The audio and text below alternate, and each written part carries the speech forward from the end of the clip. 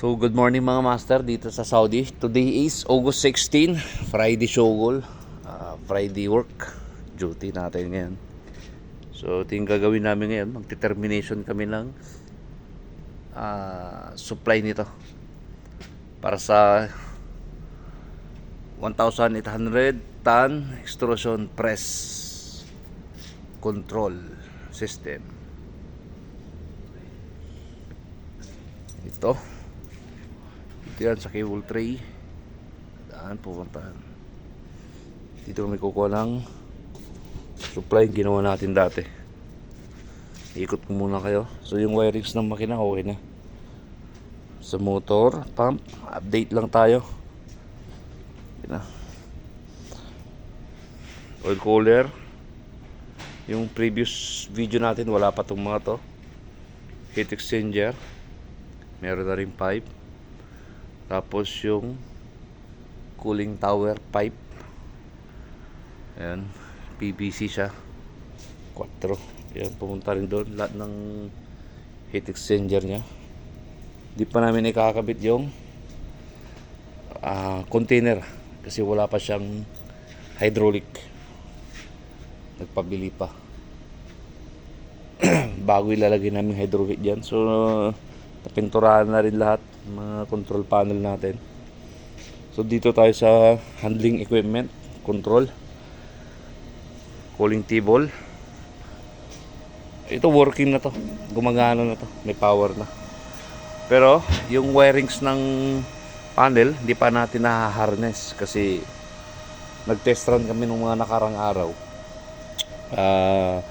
Merong mga baliktad yung pacing. Meron yung mga not connected na mga wires pero na-connect ngayon, nag-abnormal. Ngayon na-trace na natin. Tapos na rin to sa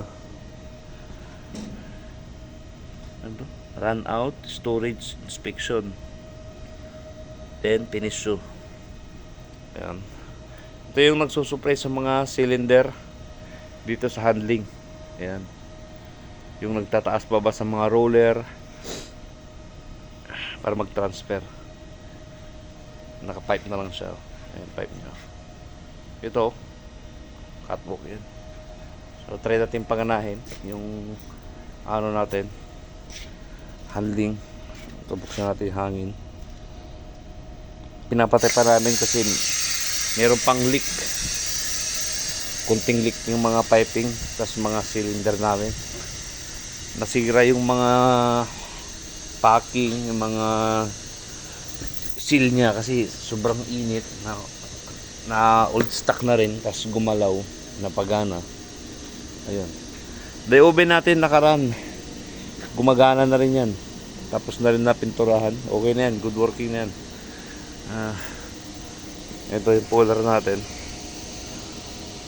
So yung mga push button nya, switches, hindi ako nagpapalit pag hindi pa naman sira. Yung screen namin monitor, ito yung HMI.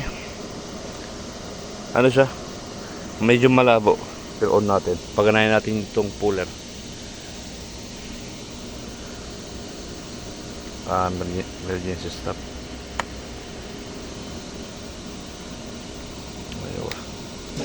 Ayan na. So gumagana na. Ayan. Backward natin. Okay. Forward. Okay.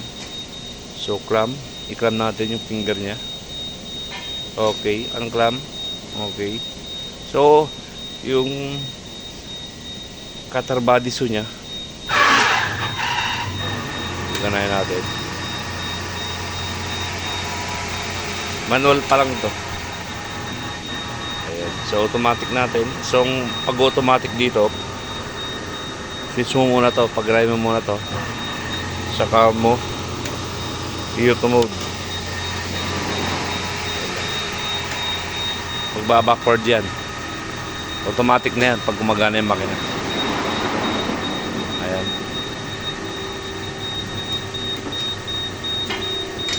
Okay. Forward. Nice. Okay, unclamp. Okay, lipat tayo sa stretcher naman. Ito naman yung head stretcher na head stretcher. So may camera siya. Ito, in-install ko na rin. Ang camera na to, nandun yung monitor sa kabila. Nandito. So yung operator nandito banda. Dito yung operator. Tapos doon sa head, ito naman yung tail stretcher. Doon sa dulo. Pagkaya natin. On natin yan. Doon sa dulo, wala na. Doon sa dulo, walang operator doon. Kasi mayroon naman sa monitor dito eh. Wala pa. Ayun. Meron na. Medyo malabo lang. Luma na yung monitor. Nagpabili pa tayo. Pero yan yung nabibidyo nyo. Paganahin natin. Yung daming leak dyan. Cylinder. Naka-emergency ito. Nahiwa. So yung motor niya pala, sunog. Yung travel motor niya. Binaklas ko kapon. Nagpa-rewind pa ako. So paganahin lang natin yung mga cooling table. Okay. Cooling table. Kaya na yan, yung cooling table niya. Okay, reverse. Okay. So transfer device. Okay. Storage. Okay. Backward. This storage. Okay. Backward. Transfer. Okay. So, gumagana lahat. Yung pump, yung clamp ng stretcher niya, di natin pwedeng i-clamp, wala pang hydraulic yung iba. Kasi, pero maroon na yun, makana. Good condition na yun. TV box niya, sisilig. Finish so, okay na yan. Konting harness na lang, punas, okay na to. Ito yung crane namin, crane dito, hindi pa, lagyan ko na rin pala na ito. Supply ng breaker.